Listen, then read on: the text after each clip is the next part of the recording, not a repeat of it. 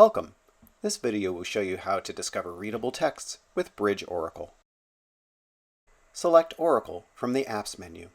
Oracle will find the most readable section of a text based on the words you already know, and then indicate the text you'd like to explore. Let's say today we were looking for passages in Virgil's Aeneid. We select that text, enter the starting point. Maybe we don't want to do the whole work, but just the first half.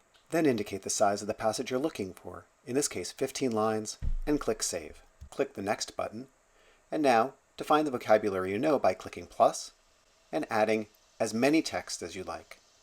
We could select a section, but instead let's do the whole list. Click Save. We could add more text, but let's generate a list. Here we go. Oracle will take only a couple of seconds to rank the sections of your text. Here it is. Passages where you know the most words appear at the top. Oracle also shows you the number of tokens. This is the number of unique words. So if a word appears twice, it appears as one token, but multiple words. You also see the percentages. And if you click on Link, you'll be taken directly to that vocabulary list, pre-made and ready to go in Bridge lists. Happy reading!